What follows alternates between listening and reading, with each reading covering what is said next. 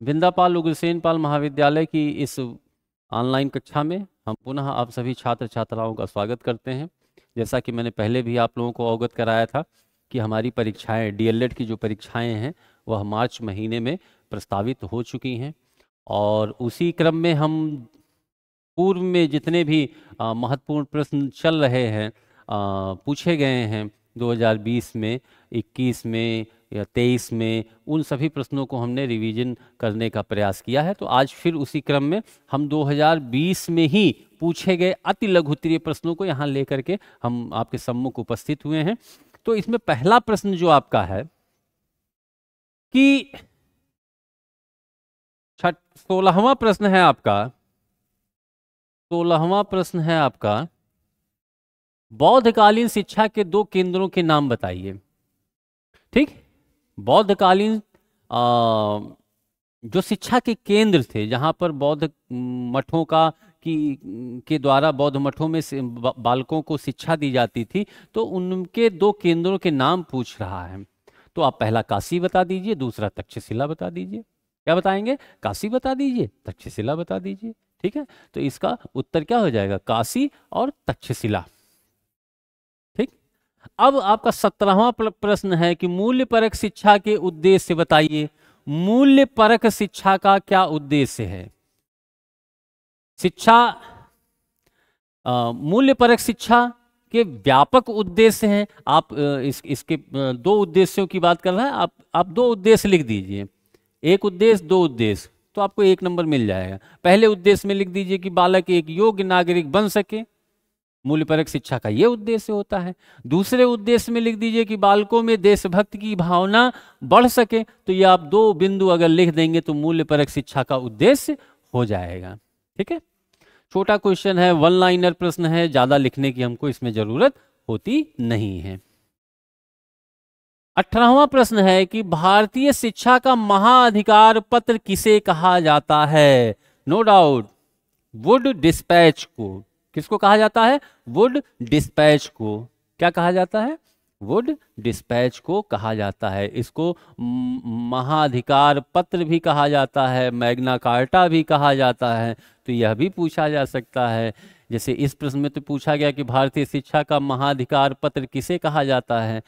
अगला एक प्रश्न बन सकता है कि भारतीय शिक्षा का मैग्ना कार्टा किसे कहते हैं। तब भी आपको वुड डिस्पैच ही लिखना होगा, वुड का घोषणा पत्र ही लिखना होगा। तो यह आपका 1 नंबर का यह प्रश्न हो गया। 19वां प्रश्न है कि उपनयन संस्कार से आप क्या समझते हैं? उपनयन संस्कार वैदिक कालीन गुरु शिष्य परंपरा के तहत जब बालक शिक्षा ग्रहण करने के लिए गुरुकुलों में जाता था तो उसका उपनयन संस्कार किया जाता था। उपनयन का अर्थ होता, उप का अर्थ होता है समीप और नयन का अर्थ होता है ले जाना, अर्थात गुरु के समीप ले जाना ही उपनयन संस्कार कहलाता था। जब बालक शिक्षा के योग्य हो जाए, उसकी आयु 6 वर्ष, 7 वर्ष, 8 वर्ष, वर्णों के हिसाब से वर्ष भी अलग थे। जैसे तब तो 4 वर्ण चलते थे, ब्राह्मण, क्षत्रिय, वैश्य और शूद्र। सभी वर्णों को शिक्षा का अधिकार प्राप्त था और सभी वर्णों को न कह करके आप कह सकते हैं ब्राह्मण, क्षत्रिय, वैश्य। शूद्रों को शिक्षा का अधिकार तब प्राप्त नहीं था। कहीं कहीं पर यह दिया जाता है कि चांडालों को ही सिर्फ शिक्षा का अधिकार नहीं प्राप्त था। ठीक है, बाकी जो शूद्र थे उनको शिक्षा का अधिकार प्राप्त होता है। तो उपनयन का आप आशय अगर निकालेंगे तो यह एक गुरु के समीप ले जाने वाली जो प्रथा थी विद्या आरंभ के लिए, वही उपनयन संस्कार कहलाती थी। इसमें वस्त्रों, पीले वस्त्रों को धारण करके, जनेऊ करा करके, बालकों का मुंडन करा के गुरु के समीप ले जाया जाता था। ठीक है, 20वां है आपका प्रश्न कि भारतीय बाल श्रम नीति कब घोषित की गई? भारतीय बाल श्रम नीति 1987 को घोषित की गई। इसके तहत 14 वर्ष से कम आयु के बालकों से अगर हम श्रम करवाते हैं तो वह एक अपराध की श्रेणी में आएगा। ठीक है, शिक्षा का निस्यंदन सिद्धांत किसने दिया? शिक्षा का, जब भारतीय शिक्षा का इतिहास हम पढ़ेंगे, आधुनिक शिक्षा का इतिहास पढ़ेंगे, तो उसमें एक थे मैकाले। मैकाले इन्होंने निस्यंदन का सिद्धांत दिया। इसको छनाई का भी सिद्धांत कहते हैं। इसको निस्यंदन और छनाई का सिद्धांत क्यों कहते हैं? क्योंकि मैकाले का यह मत था कि शिक्षा पहले उच्च वर्ग को दी जाए, उच्च वर्ग से छन छन करके निम्न वर्ग की तरफ शिक्षा जाएगी, तो इसलिए इसको निस्यंदन का सिद्धांत या छनाई का सिद्धांत भी कहा गया। ठीक है।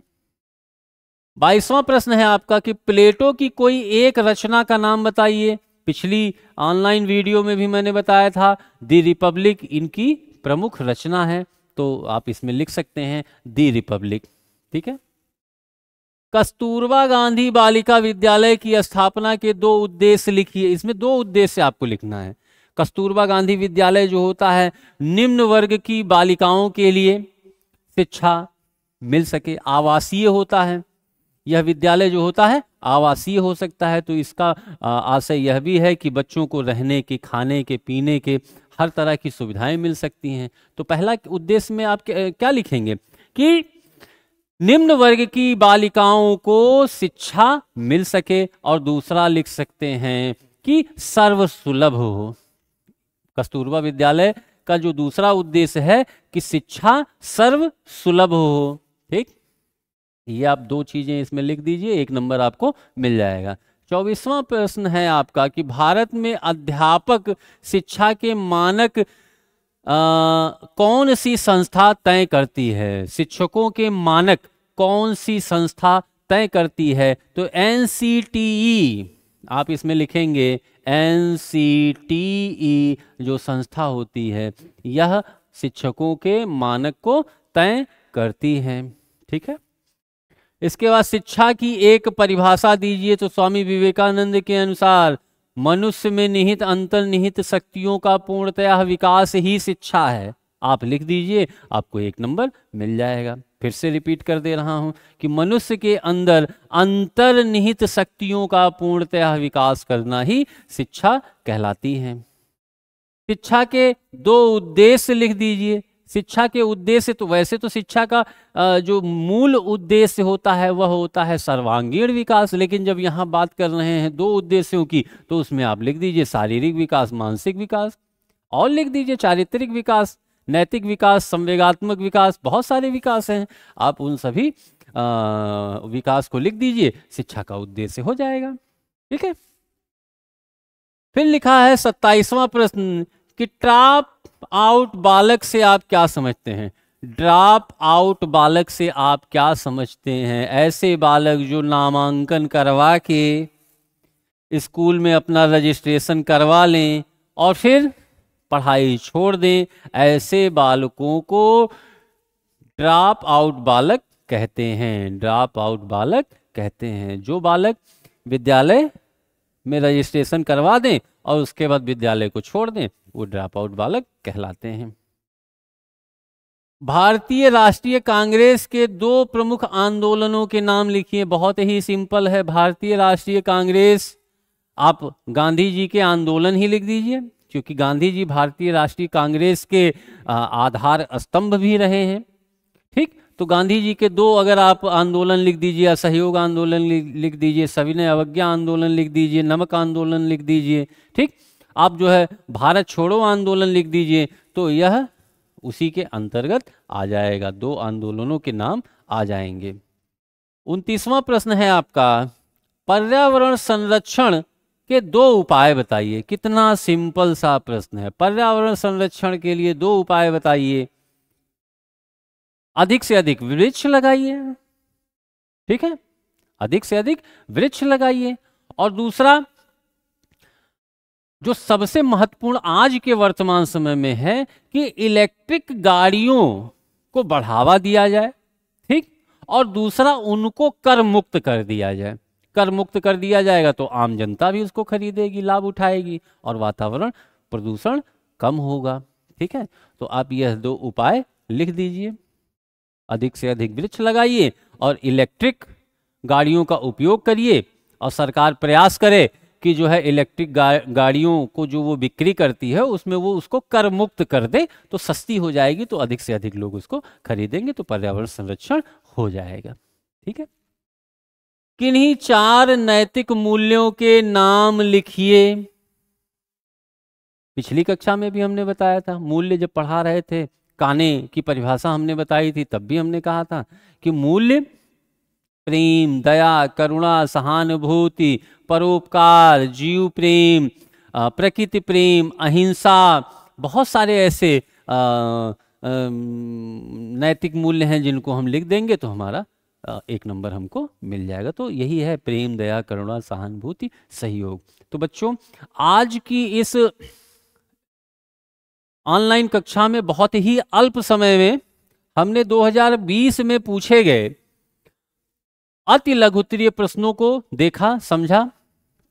अगली कक्षा में हम पुनः आपके सम्मुख किसी नए किसी पुराने विषय वस्तु को लेकर के फिर उपस्थित होंगे, जिनमें डीएलएड में वर्तमान भारतीय समाज और प्रारंभिक शिक्षा में जो प्रश्न पूछे गए हैं उनका हम रिवीजन जल्दी जल्दी कर लें। ठीक है। अगर आपको हमारी वीडियो पसंद आ रही हो तो उसको अधिक से अधिक लाइक करें और अपने हित मित्रों के पास उसको शेयर भी करें, जिससे हमारा मनोबल बढ़े।